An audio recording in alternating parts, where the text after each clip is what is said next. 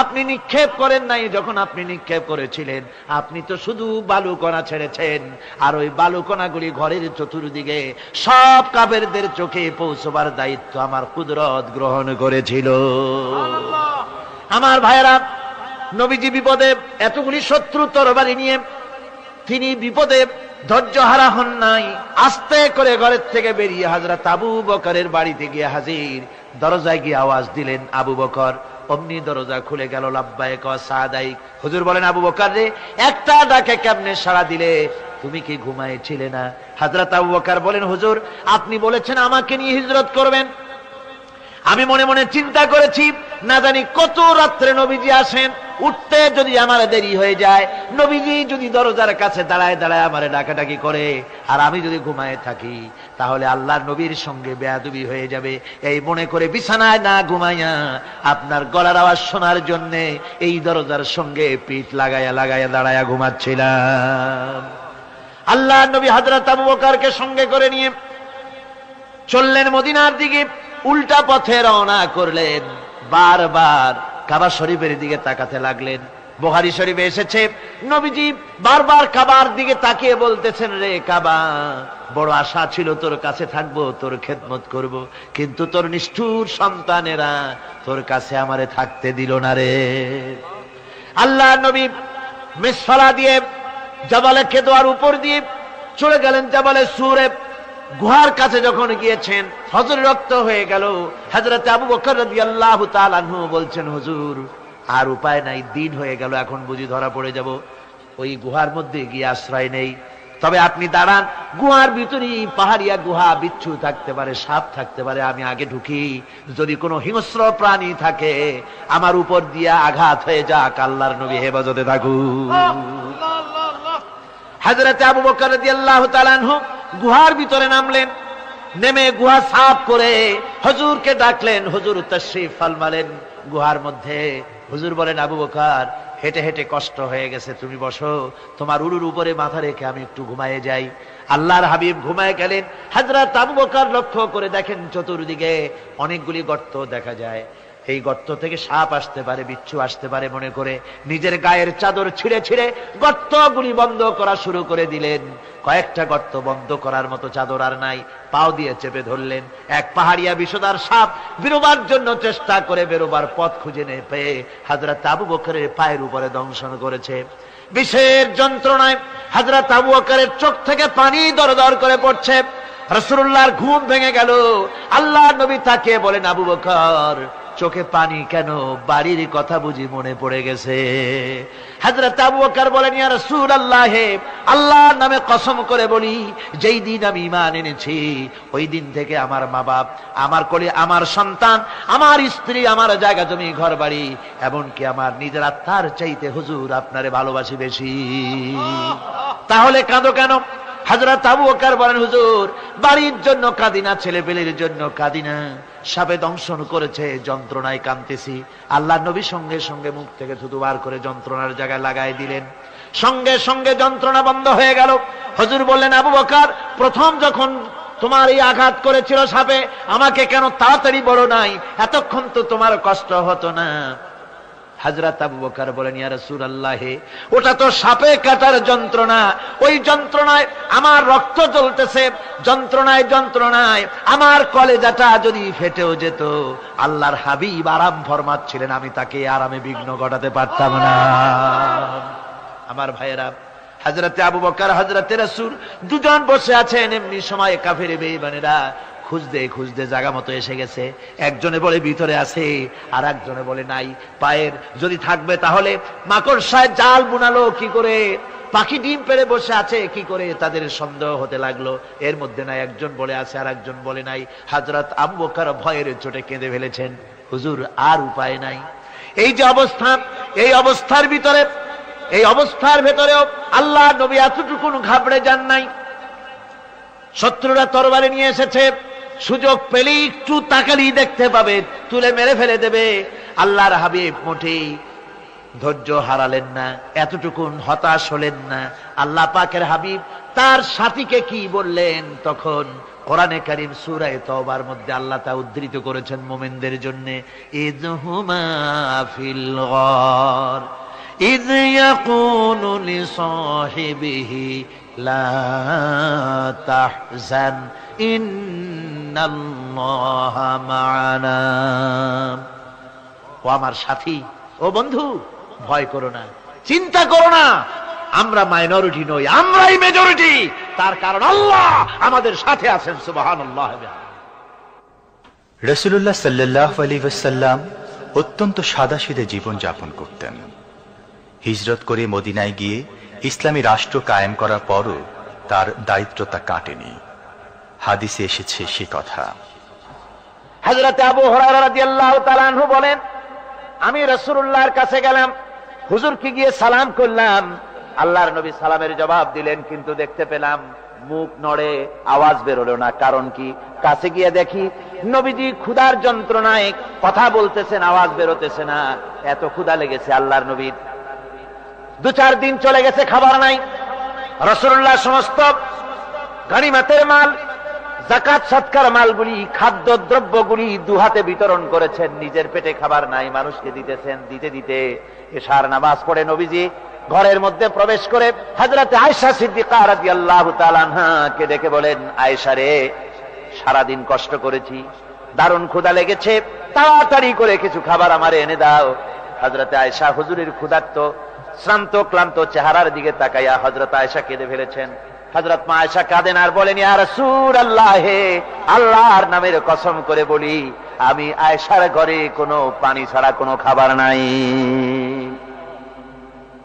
এই ছিল রাসূলের আদর্শ। হাদিস শরীফে এসেছে, আল্লাহর নবী বলেন, তোমরা যদি রাষ্ট্রীয় ক্ষমতায় যাও, বাড়ি না থাকলে সরকারি খরচ একটা বাড়ি নিতে পারো। তোমার যদি যানবাহন না থাকে, সরকারি খরচে যানবাহন নিতে পারো। ছেলে মেয়ের কাপড় চোপড়, লেখাপড়া, শিক্ষা, চিকিৎসার জন্য যদি না থাকে, তাহলে তুমি সরকার থেকে নিতে পারো। কিন্তু এর থেকে এক চুল পরিমাণ যদি পাও বাড়াও, সরকারের মাল জনগণের মাল, এর থেকে প্রয়োজনের বাইরে যদি তুমি নিজের জন্য নিতে থাকো, কিয়ামতের দিন আল্লাহর দরবারে চোরের কাতারে তোমারে দাঁড়ানো লাগবে। দুনিয়ায় যত সম্মান পাও না কেন, কিয়ামতে আল্লাহর দরবারে কিসের কাতারে দাঁড়াবে? চোরের কাতারে দাঁড়াতে হবে। রাসূল পাক সাল্লাল্লাহু আলাইহি ওয়াসাল্লাম এমন এক সমাজ কায়েম করেছিলেন। আমার হতাশাগ্রস্ত ছাত্ররা, যেসব ছাত্ররা সমাজতন্ত্র তোমরা করো, যারা সমাজতন্ত্র করতে হতাশাগ্রস্ত হয়েছে, এখন যাব কোথায় বলে হতাশ হয়ে গিয়েছো তোমরা, আমরা তোমাদেরকে দাওয়াত দেই, কোরআনের মাহফিল থেকে দাওয়াত দেই, ফিরে আসো। হতাশ হওয়ার কোনো কারণ নাই। লেনিন মরার, ও মরে গেছে। কার্ল মার্কস মরার, মরে গেছে, পচে গেছে, গলে গেছে, দুনিয়া থেকে শেষ হয়ে গিয়েছে। আল্লাহর নবীর নেতৃত্ব, সূর্য যতদিন উঠবে আর ডুববে, নবীজির নেতৃত্ব শেষ হবে না। ওই নেতৃত্বে আসো, রাসূলের নেতৃত্ব মেনে নাও, কোরআনের শাসন মেনে নাও, তাহলেই শান্তি পাবে তোমরা।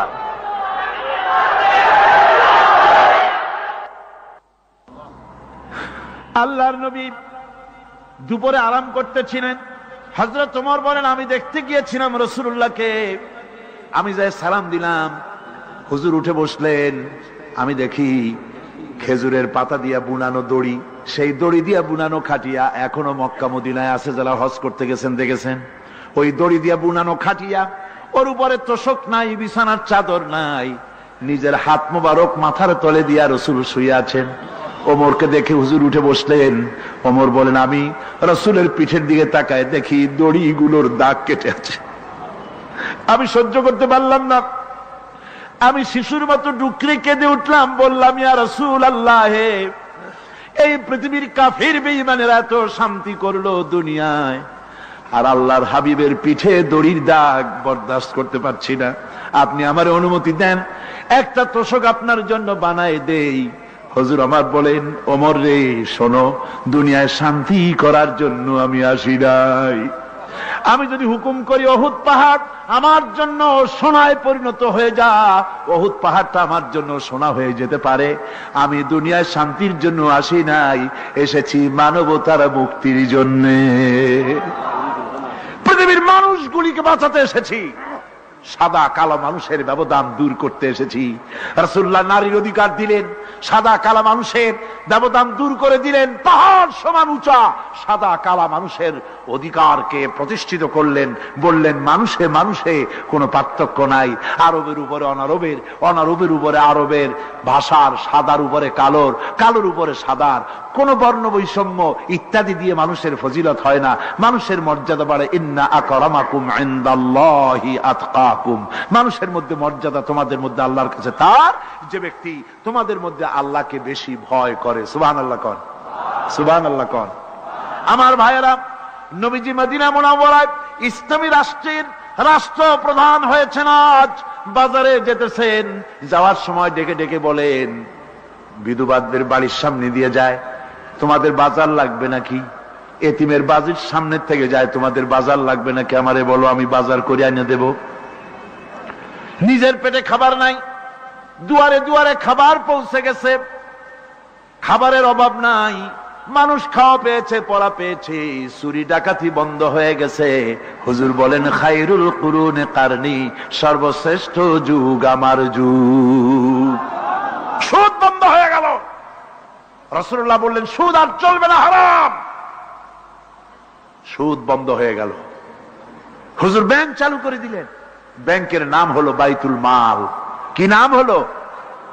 এই ব্যাংক যেদিন রাসূলুল্লাহ উদ্বোধন করেন, আল্লাহ নবী বাইতুল মাল ব্যাংক উদ্বোধনের দিনে যে বক্তৃতা করলেন, বুখারীতে সেই বক্তৃতা লেখা হয়ে গেল। আল্লাহ নবী বলেন, মান তারাকা দায়নান আও দিয়ান ফালাইয়া। আমার এই রাষ্ট্রের ভিতরে কোন মানুষ যদি ঋণগ্রস্ত অবস্থায় মারা যায় আর ঋণ পরিশোধ করার মতো অর্থ যদি তার কাছে না থাকে, তাহলে তার ঋণ পরিশোধের দায়িত্ব তার বিধবা স্ত্রী আর তার এতিম বাল বাচ্চার সব দায়িত্ব আমি মুহাম্মদ সাল্লাল্লাহু আলাইহি ওয়াসাল্লাম আমার কাঁধের উপরে উঠাইয়া নিলাম। এমন সুন্দর রাষ্ট্র চালু হয়ে গেছে। মানুষ খাবার পেয়েছে, পড়ার পেয়েছে। বুড়োরা, যাদের কাজ নাই, বুড়ো মানুষ কাজ করতে পারে না, তারা বসে বসে খাবারের ব্যবস্থা হয়ে গেছে। যুবকদের চাকরি হয়ে গেছে, বেকার কেউ আর বেকার নাই, সব কাজে ব্যস্ত হয়ে গেছে। মানুষের কাছে কাজ মিলেছে। কৃষক তাদের উৎপাদিত পণ্যের সঠিক মূল্য পাচ্ছে, শ্রমিক শ্রমের মর্যাদা পাচ্ছে, শ্রমিক মর্যাদা পাচ্ছে। রাসূলুল্লাহ বলেছেন, শ্রমিক আর মালিক, মনিব আর গোলামের সম্পর্ক না, সম্পর্ক ভাই ভাই। সম্পর্ক কি? শ্রমিকের মর্যাদা রাসূলুল্লাহ এভাবে দিলেন, নিজে শ্রম দিলেন। মদিনার 8 বছর চলে যাওয়ার পর হযরত আয়েশা রাসূলুল্লাহকে দেখলেন মাজা কুজা। হযরত আয়েশা বলেন, হুজুর মাজাটা কুজা কেন? বয়সের কারণে হলো নাকি? হুজুর বলেন, না, বয়সের কারণে হয় নাই। এই মদিনার চতুর্দিকে কাফির বেঈমানেরা যখন মদিনাকে আক্রমণ করেছিল, আমি তখন মদিনার চতুর্দিকে খন্দক পরিখা খনন করেছিলাম, 3 মাইল লম্বা, 15 ফিট গভীর, 30 ফিট চওড়া। সাহাবীরা মাটি কেটেছে, আমি মাটি বহন করেছি, আবার আমি মাটি কেটেছি, সাহাবীরা মাটি কেটেছে। মাটি কেটে আর মাটির ঝুড়ি বহন করে করে কোমরে যে বেদনা হয়েছিল, আজ পর্যন্ত সেই বেদনা সেরে যায় নাই। এই হলো আমার রাসূল, এ হলো বিশ্ব নবী। এ কি নবী? সিল্লা এখন কি নবী?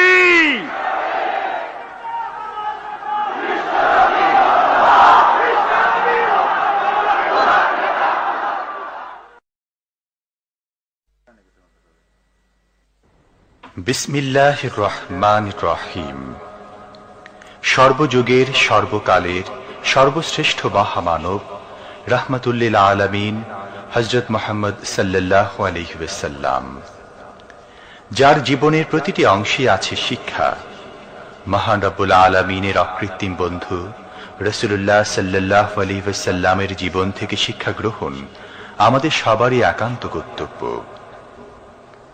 এখন আমাদের সামনে রাসূল করিম সাল্লাল্লাহু আলাইহি ওয়াসাল্লামের জীবনের নানা দিক নিয়ে আলোচনা করছেন আন্তর্জাতিক খ্যাতিসম্পন্ন মুফাসসিরে কোরআন ও বিশিষ্ট ইসলামী চিন্তাবিদ হযরত মাওলানা দেলওয়ার হোসাইন সাঈদী। শব্দগ্রহণে মাহসিন সাউন্ড সিস্টেম, প্রযোজনায় সিএইচপি, পরিবেশনায় স্পন্দন অডিও ভিজুয়াল সেন্টার, ঢাকা। আল্লাহ রাব্বুল আলামিন বলেন, মা ইয়ানতিকু আনিল হাওয়া ইন হুয়া ইল্লা ওয়াহিয়ুন ইউহা। আমার নবী নফসকে অনুসরণ করে প্রবৃত্তিকে অনুসরণ করে কোনো কথা বলেন না। আমার নবী যেটা বলেন সেটা হলো ওহী, আমি যা বলতে বলি তাই তিনি বলেন। ওয়ালাউ তাকাওয়ালা আলাইনা বা'দাল আকাবিল, আমার নবী যদি নিজের থেকে বানিয়ে কোনো কথা যদি কোরআনের ভিতরে আমার নামে চালায় দিতেন, আমি আল্লাহ রাব্বুল আলামিন আমার নবীর ডান হাতকে চেপে ধরতাম, আর তার কণ্ঠ নালীকে আমি আল্লাহ রাব্বুল আলামিন কেটে ফেলে দিতাম। তিনি যা বলেছেন সব কার কথা? আল্লাহ পাকের কথা। তিনি হচ্ছেন গোটা বিশ্বের সর্বশ্রেষ্ঠ চরিত্রের আধার। তার চরিত্রের সার্টিফিকেট আল্লাহ পাক দিচ্ছেন। চরিত্রের সার্টিফিকেট কে দিলেন? আল্লাহ পাক দিয়েছেন। কোরআনে কারীমের মধ্যে আল্লাহ রাব্বুল আলামিন বলেন, ওয়া ইন্নাকা লাআলা খুলুকিন আযীম, নবী হে আপনি হচ্ছেন পুত পবিত্র চরিত্রের উপরে প্রতিষ্ঠিত। সুবহানাল্লাহ ওয়া বিহামদিহি, আপনি শ্রেষ্ঠ চরিত্রের উপরে প্রতিষ্ঠিত। দেখুন রাসূল করিম সাল্লাল্লাহু আলাইহি ওয়াসাল্লাম নবুয়ত পাওয়ার পর যখন তিনি ঘরে প্রবেশ করেছেন, সর্বপ্রথম হযরত জিবরাইলের সঙ্গে জীবনের প্রথম দেখা, ভয় পেয়েছেন, শরীরে জ্বর এসেছে এবং হযরতে খাদিজাকে গিয়ে বলছেন যে আমাকে ঢেকে দাও, আমি ভয় পেয়েছি।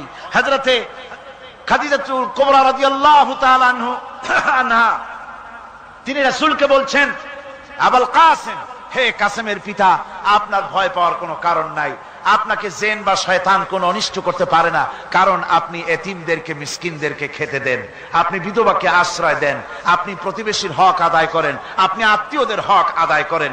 কি সার্টিফিকেট দিচ্ছেন? স্ত্রী তো স্বামীর জন্য ভালোবাসা দিতে পারে, মহব্বত দিতে পারে, জান দিতে পারে, কিন্তু ঈমান তো আনতে পারে না। ঈমান আনা তো এত সহজ ব্যাপার না। কিন্তু রাসূল করিম সাল্লাল্লাহু আলাইহি ওয়াসাল্লাম যখন তাকে তাওহীদের দাওয়াত দিলেন, রিসালাতের দাওয়াত দিলেন এবং বললেন আমি নবী, হযরত খাদিজা এক মুহূর্ত দেরি করেন। হযরতে খাদিজা তার কাছে রাসূলুল্লাহ যখন রিসালাতের দাওয়াত পেশ করলেন, সঙ্গে সঙ্গে হযরত খাদিজা পড়ে নিলেন, লা ইলাহা ইল্লাল্লাহু মুহাম্মাদুর রাসূলুল্লাহ। জোরে জোরে পড়েন, লা ইলাহা ইল্লাল্লাহ, লা ইলাহা ইল্লাল্লাহ।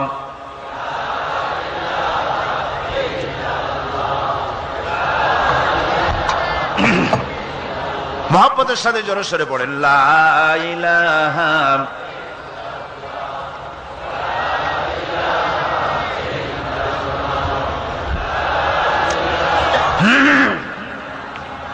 লা ইলাহা ইল্লাল্লাহু মুহাম্মাদুর রাসূলুল্লাহ। আমার বন্ধুগণ, রাসূল করিম সাল্লাল্লাহু আলাইহি ওয়াসাল্লামের উপরে স্ত্রী ঈমান আনলেন। খাদেম ছিলেন হযরতে যায়েদ। খাদেম তো তার প্রভুর জন্য জান দিতে পারে, মাল দিতে পারে, মহব্বত করতে পারে, সব পারে। খাদেম ঈমান আনতে পারে না, যেহেতু খাদেমের কাছে তার সাহেবের ইনস এন্ড আউট, তার ভেতর বাইরে সবকিছুই পরিষ্কার থাকে। হযরতে রাসূলের খাদেম ছিলেন হযরতে যায়েদ। হযরত যায়েদ তার উপরে যখন 15 বছর খাদেম ছিলেন রাসূলুল্লাহ, হুজুর যখন তার কাছে দাওয়াত পেশ করলেন, যখন রিসালাতের দাওয়াত পেশ করলেন, তাওহীদের দাওয়াত দিলেন, খাদেম যায়েদ একটু চিন্তা করলেন না, সাথে সাথে পড়লেন লা ইলাহা ইল্লাল্লাহু মুহাম্মাদুর রাসূলুল্লাহ। রাসূলের বন্ধু ছিলেন হযরত আবু বকর সিদ্দিক রাদিয়াল্লাহু তাআলা আনহু। 20 বছরের বন্ধু। কত বছরের বন্ধু? 20 বছর। 20 বছর বসে একজন বন্ধু আর একজন বন্ধুকে চিনতে মোটেই কিছু বাকি থাকে না। হযরত আবু বকর রাদিয়াল্লাহু তাআলা আনহু তার কাছে যখন রাসূলুল্লাহ নবুয়তের দাওয়াত পেশ করলেন, হযরতে আবু বকর রাদিয়াল্লাহু তাআলা আনহু এক মুহূর্ত দেরি করেন নাই, বলেছেন আপনার চরিত্র নবুয়তের চরিত্র আগেই বুঝতে পেরেছি, সাধারণ মানুষের চরিত্র এমন হতে পারে না। তিনিও কালেমা পড়ে মুসলমান হয়ে গেলেন। সাহাবায়ে কেরাম রাসূলের প্রতি এই মহব্বত, এই শ্রদ্ধা তারা পোষণ করেছেন। নবী তার চরিত্র দিয়ে মানুষের সামনে নিজেকে প্রকাশ করেছেন। তার চরিত্র দুই রকম ছিল না, চরিত্র একরকম ছিল। ব্যক্তিগত চরিত্র আর পারিবারিক চরিত্র দুই রকম না। তার ব্যক্তিগত যে চরিত্র ওইটাই ছিল তার ঘরের চরিত্র, যেটা ছিল ঘরের সেটাই ছিল বাইরের। হযরত আয়েশা সিদ্দিকা রাদিয়াল্লাহু তাআলা আনহা সাহাবীদের প্রশ্নের জবাবে বলেছেন রাসূলের চরিত্র হচ্ছে কোরআন। রাসূলের চরিত্র কি? কোরআন। রাসূলুল্লাহ এই পৃথিবীতে কেন আসছেন? আসার কারণ হলো তিনি হচ্ছেন আদর্শ। আল্লাহর নবী বলেছেন, লাকাদ কানা লাকুম ফি রাসূলিল্লাহি উসওয়াতুন হাসানাহ, তোমাদের জন্য গ্রহণযোগ্য মহত্তম আদর্শ হতেছে তোমাদের রাসূল। তোমাদের রাসূলের ভিতরেই তোমাদের আদর্শ রয়েছে, তার কাছ থেকে তোমরা আদর্শ গ্রহণ করো। তিনি এতিমের আদর্শ, শিশুর আদর্শ, কিশোরদের আদর্শ, যুবকের আদর্শ, তরুণের আদর্শ, বৃদ্ধের আদর্শ, পিতার আদর্শ, নানার আদর্শ, স্বামীর আদর্শ, সেনাপতির আদর্শ, শ্রমিকের আদর্শ, রাষ্ট্রপ্রধানেরও সকলের জন্য আদর্শ। যেই যুগে বেহাপনার উলঙ্গপনা দিয়েছিল সমাজ ভর্তি, আল্লাহর ঘর তাওয়াফ করে নারী আর পুরুষেরা উলঙ্গ হয়ে, সেই যুগে রাসূলুল্লাহ যখন কাবা শরীফ রিকনস্ট্রাকশন হচ্ছিল, পুনর্নির্মাণ হচ্ছিল, তখন তিনি বহন করছিলেন পাথরগুলি মাথায় করে। তার চাচা তাকে বললেন, তোমার তো বড্ড কষ্ট হচ্ছে, তুমি এখন এইটাকে ঘাড়ের উপরে, লুঙ্গিটা খুলা ঘাড়ের উপরে রেখে তারপর এটা বহন করো। হুজুর যখন লুঙ্গির গিরায় হাত দিয়েছেন খুলবেন এই চিন্তা করে ঘাড়ের উপরে রেখে পাথর বহন করবেন, লুঙ্গির গিটে হাত দিয়েছেন, খোলেন নাই। লুঙ্গির গিটের উপরে হাত রেখে তিনি চিন্তা করলেন, এতগুলি লোকের সামনে কাপড়টা খুললে পরে কি শরম হবে। কাপড়টা খোলেনি নাই, শুধু খুললে পরে কি লজ্জা হবে। এই আগাম শরমের অনুভূতিতে মুহাম্মদ সাল্লাল্লাহু আলাইহি ওয়াসাল্লাম বেহুশ হয়ে জমিনের উপরে পড়ে গেছেন। আদর্শ কাকে বলে? শিশুর আদর্শ, কিশোরের আদর্শ, স্বামীর আদর্শ, পিতার আদর্শ, নানার আদর্শ, গোটা পৃথিবীর সমস্ত মানুষের আদর্শ রাসূল করিম সাল্লাল্লাহু আলাইহি ওয়াসাল্লাম। তার কাছে তিনি স্ত্রীদের আদর্শ ছিলেন, তিনি নানার আদর্শ ছিলেন। ইমাম হোসাইনকে তিনি কোলে নিচ্ছেন, ঘাড়ে উঠছে বাচ্চা, বুকের উপরে উঠছে। একজন সাহাবী বলছেন, হুজুর বাচ্চা পেলে আপনি এত আদর করেন, আমার তো ৬-৭টা ছেলে মেয়ে, আমি মোটে কোলেও নি না, আর জীবনে একবার সুমাও খাই না, আমার মোটে ইচ্ছাই করে না।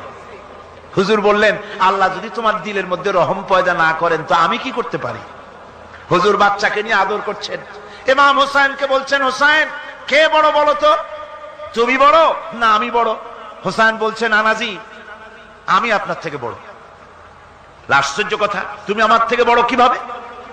হোসাইন বলছেন, নানাজি বলুন তো আপনার পিতার নাম কি?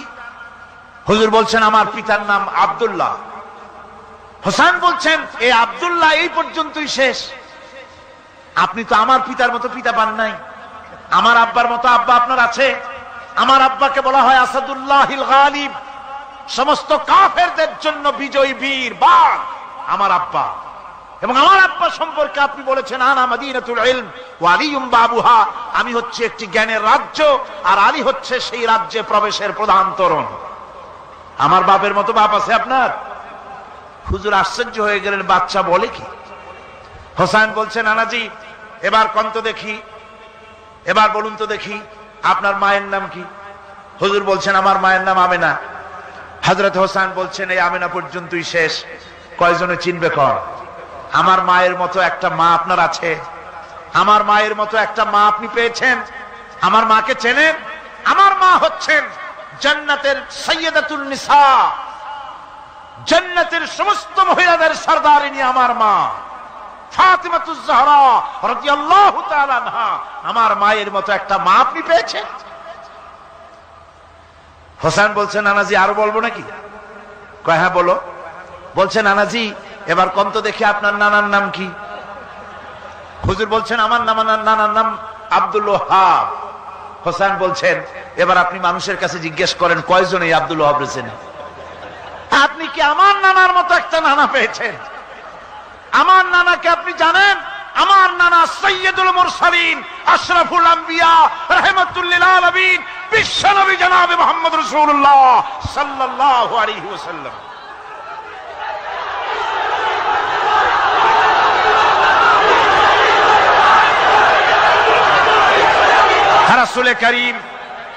রাসূল করিম সাল্লাল্লাহু আলাইহি ওয়াসাল্লাম হোসাইনকে বুকের সাথে জড়িয়ে ধরে হোসাইনের ঠোঁটের উপরে, তার চিবুকের উপরে, তার গণ্ডদেশে, তার কপলে বারবার চুমো খেতে লাগলেন আর বললেন, নানা আমি আজকে তোমার সামনে হেরে গেলাম। সুবহানাল্লাহি ওয়া বিহামদিহি। কি আদর করতেন তিনি বাচ্চাদেরকে। রাসূলুল্লাহ রাস্তা দিয়ে যেতেন, আর বাচ্চারা খেলাধুলা ছেড়ে রাসূলের কাছে ছুটে আসতো। একবার তো রাসূলুল্লাহ একটা বাচ্চার মাথায় হাত বুলিয়ে খেলা ছেড়ে দিয়ে ছুটে আসছে। হুজুর তাকে জিজ্ঞেস করলেন, তোমার সাথে যে পাখিটা থাকতো সেই লাল পাখিটা কই? ছেলে তো কেঁদে ফেললো। ছেলে বলে ফেললো যে আপনি বিশ্বনবী, আমি একটা ছোট্ট মানুষ, আমার পাখির খবর আপনি রাখেন। সুবহানাল্লাহ ওয়া বিহামদিহি।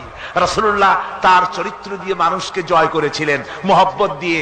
তরবারি দিয়ে ইসলাম প্রতিষ্ঠিত হয় নাই, ইসলাম এসেছে মহব্বত দিয়ে, উদারতা দিয়ে, ভালোবাসা দিয়ে। তরবারি দিয়ে ইসলাম বিজয় হয় নাই পৃথিবীর বুকে।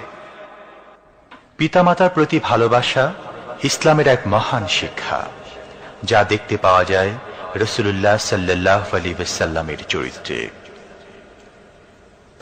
আল্লাহ রাব্বুল আলামিন বলেন, وَقُلْ لَهُمَا قَوْلًا كَرِيمًا। মা বাবার সঙ্গে সম্মানজনক কথা বলো, খবরদার বেয়াদবি করবে না। আর মা বাবার জন্য, তাদের জন্য আমি আল্লাহ রাব্বুল আলামিনের কাছে দোয়া করো, রব্বিরহামহুমা কামা রাব্বায়ানি সাগীরা। পড়েন সবাই, রব্বিরহামহুমা কামা রাব্বায়ানি সাগীরা। আল্লাহ রাব্বুল আলামিন শিখাই দিলেন বান্দারে, তোর মা বাপের জন্য আমার কাছে দোয়া কর, আয় আল্লাহ আমার মা বাপ যেমন ছোট্টবেলায় আমাকে স্নেহের কোলে লালন পালন করেছে, মাবুদ গো আমার মা বাপকে তোমার রহমতের কোলে লালন পালন করো। আল্লাহ শিখাই দিচ্ছে। হাদিস শরীফ এসেছে, হুজুর বসে আছেন মসজিদে নববীতে, সাহাবায়ে কেরাম বসা। এক বৃদ্ধা মহিলা প্রবেশ করেছেন মসজিদে, হুজুর তাকে দেখে দাঁড়ায় গেলেন। মহিলা আসার পর নবীজি নিজের গায়ের চাদর বিছিয়ে দিলেন। মহিলা চলে যাওয়ার পর সাহাবায়ে কেরাম জিজ্ঞেস করলেন, হুজুর একজন সাধারণ মেয়ে লোকের জন্য হুজুর নিজের চাদর বিছাইলেন, বুঝলাম না ফজিলত কি, চিনলাম না মেয়ে লোকটাকে। হুজুর বলেন, সাহাবীরা চাদর তো ভালো, হক তো আদায় করতে পারি নাই, চিনতে পারো নাই, তোমরা বুঝতে পারো নাই। আমি দুনিয়া আসার পর আমার মায়ের দুধ আমার কিসমতে তেমন হয় নাই, আমি আমার মায়ের যত্ন তেমন পাই নাই, স্নেহ আদর তেমন পাই নাই। যার বুকের দুধ খাইয়া, যার কোলে কাখে চড়ে আমি বড় হয়েছি, ইনি আমার সেই দুধ মা হযরতে হালিমাতুস সাদিয়া। বন্ধুরা, মা যদি বেঁচে থাকে, রাত্রে বাড়ি গিয়ে পায়ে ধরুন, বলেন মা অন্যায় করেছি, জীবনে বহু বেয়াদবি করেছি, আমারে মাফ করে দাও। বিশ্বাস করুন, মা বাপের যদি খেদমত করেন, মা বাপ যদি রাজি থাকে, রিজকে, খাদ্যে, টাকায়, ইজ্জতে জীবনেও কষ্ট হবে না। বিপদে অবিচলতার মুক্ত প্রতীক বিশ্বনবী মুহাম্মদ সাল্লাল্লাহু আলাইহি ওয়াসাল্লাম। সর্ব অবস্থায় আল্লাহর উপর ভরসা করে ধৈর্য ধরার ক্ষেত্রে তিনি স্থাপন করেছিলেন এক অনন্য দৃষ্টান্ত। হিজরতের ঘটনা তার প্রকৃষ্ট উদাহরণ। আমার ভাইয়েরা, বিপদে অবিচলতা আমাদেরকে পয়গম্বরেরা শিক্ষা দান করেছেন। আমরা দেখতে পেয়েছি বিশ্বনবী জনাবে মুহাম্মদুর রাসূলুল্লাহ সাল্লাল্লাহু আলাইহি ওয়াসাল্লাম হিজরতের রাত, কাফেরেরা চতুর্দিকে দাঁড়ানো। হযরত জিবরাইল এসে বলেন, ইয়া রাসূলুল্লাহ, হে কাফেরেরা চতুর্দিকে ঘিরে দাঁড়িয়েছে, গভীর রাত, এখন হাতে তাদের তরবারি, সকাল হলে পরেই তারা আপনাকে মেরে ফেলে দিবে, তাড়াতাড়ি ওঠেন, মদিনার দিকে চলে যান। আল্লাহ নবী ঘুমের থেকে জেগে হযরত আলীকে ডেকে বলেন, আলী, আল্লাহ অর্ডার করেছেন আমি মদিনায় চললাম, আমার বিছানার পরে আমার চাদর গায়ে দিয়ে শুয়ে থাকো। হযরত আলী বলেন, আল্লাহর হাবিব, আপনার চাদর গায়ে দিয়ে ঘুমিয়ে থাকবো, সকালবেলায় কাফির বেঈমানেরা আপনার বিছানার পরে আপনার চাদর গায়ে দেওয়া অবস্থায় আমি আলীকে তারা মুহাম্মদ মনে করবে, আর আমি আলীকে নবী মনে করে তারা তাদের তরবারি দিয়া কেটে কেটে টুকরা টুকরা করে আমারে বিদায় করে দেবে দুনিয়া থেকে। এতটুকুনো পরোয়া করি না, বরং আমার দিলের মধ্যে এটাই তৃপ্তি থাকবে যে আমি আলীর জীবনের বিনিময় আল্লাহর হাবিব দুনিয়ায় বেঁচে আছেন। নবীজি ঘরের থেকে বেরোলেন, চতুর্দিকে কাফেররা দাঁড়ানো। আল্লাহ নবী হাতে এক মুষ্টি বালু হাতে নিয়ে শাহাতেল ওযু পড়ে 3 বার দম করে বালুগুলো ছেড়ে দিলেন। বালিগুলি ঘরের চতুর্দিকে কাফেরদের চোখে চলে গেল। পরবর্তী সময় রব্বুল আলামিন ডেকে বলেন, নবীরে, বালি যখন নিক্ষেপ আপনি করেছিলেন, ধুলাগুলি আপনি তো শুধু নিক্ষেপ করেছিলেন, কিন্তু চতুর্দিকে কাফেরদের চোখে গেল কেমনে? একদিকে মেরেছিলেন, সেই দিকেই তো যাওয়ার কথা ছিল, চতুর্দিকের কাফেরের চোখে চোখে সেগুলো পৌঁছে গেল কেমনে? ওয়ামা রামাইতা ইদ রামাইতা ওয়ালাকিন্নাল্লাহ রামা। আপনি নিক্ষেপ করেন নাই, যখন আপনি নিক্ষেপ করেছিলেন আপনি তো শুধু বালুকণা ছেড়েছেন, আর ওই বালুকণাগুলি ঘরের চতুর্দিকে সব কাফেরদের চোখে পৌঁছবার দায়িত্ব আমার কুদরত গ্রহণ করেছিল। আমার ভাইয়েরা, নবীজি বিপদে, এতগুলি শত্রু তরবারি নিয়ে তিনি বিপদে ধৈর্য হারা হন নাই। আস্তে করে ঘরের থেকে বেরিয়ে হযরত আবু বকরের বাড়িতে গিয়ে হাজির। দরজায় গিয়ে আওয়াজ দিলেন আবু বকর, অমনি দরজা খুলে গেল। লাব্বাইক ওয়া সাদাইক। হুজুর বলেন, আবু বকর রে, একটা ডাকে কেমনে সাড়া দিলে? তুমি কি ঘুমাইছিলে না? হযরত আবু বকর বলেন, হুজুর আপনি বলেছেন আমাকে নিয়ে হিজরত করবেন, আমি মনে মনে চিন্তা করেছি না জানি কত রাত্রে নবীজি আসেন, উঠতে যদি আমার দেরি হয়ে যায়, নবীজি যদি দরজার কাছে দাঁড়ায় দাঁড়ায় আমারে ডাকাডাকি করে, আর আমি যদি ঘুমায় থাকি, তাহলে আল্লাহর নবীর সঙ্গে বেয়াদবি হয়ে যাবে। এই মনে করে বিছানায় না ঘুমাইয়া আপনার গলার আওয়াজ শোনার জন্য এই দরজার সঙ্গে পিঠ লাগাইয়া লাগাইয়া দাঁড়াইয়া ঘুমাচ্ছিলাম। আল্লাহর নবী হযরত আবু বকরকে সঙ্গে করে নিয়ে চললেন মদিনার দিকে। উল্টা পথে রওনা করলেন। বারবার কাবা শরীফের দিকে তাকাতে লাগলেন। বুখারী শরীফে এসেছে, নবীজি বারবার কাবার দিকে তাকিয়ে বলতেছেন, রে কাবা, বড় আশা ছিল তোর কাছে থাকবো, তোর খেদমত করব, কিন্তু তোর নিষ্ঠুর সন্তানেরা তোর কাছে আমারে থাকতে দিল না রে। আল্লাহ নবী মিসফালা দিয়ে জাবালে কেদোয়ার উপর দিয়ে চলে গেলেন জাবালে সুরে। গুহার কাছে যখন গিয়েছেন, ফজর রক্ত হয়ে গেল। হযরত আবু বকর রাদিয়াল্লাহু তাআলা আনহু বলছেন, হুজুর আর উপায় নাই, দিন হয়ে গেল, এখন বুঝি ধরা পড়ে যাব, ওই গুহার মধ্যে গিয়ে আশ্রয় নেই। তবে আপনি দাঁড়ান, গুহার ভিতরে পাহাড়িয়া গুহা, বিচ্ছু থাকতে পারে, সাপ থাকতে পারে, আমি আগে ঢুকি, যদি কোনো হিংস্র প্রাণী থাকে আমার উপর দিয়া আঘাত হয়ে যাক, আল্লাহর নবী হেফাজতে থাকুক। হযরত আবু বকর রাদিয়াল্লাহু তাআলা আনহু গুহার ভিতরে নামলেন। নেমে গুহা সাফ করে হুজুরকে ডাকলেন। হুজুর তাশরীফ ফরমালেন গুহার মধ্যে। হুজুর বলেন, আবু বকর, হেঁটে হেঁটে কষ্ট হয়ে গেছে, তুমি বসো, তোমার উরুর উপরে মাথা রেখে আমি একটু ঘুমায়ে যাই। আল্লাহর হাবিব ঘুমায়ে গেলেন। হযরত আবু বকর লক্ষ্য করে দেখেন চতুর্দিকে অনেকগুলি গর্ত দেখা যায়।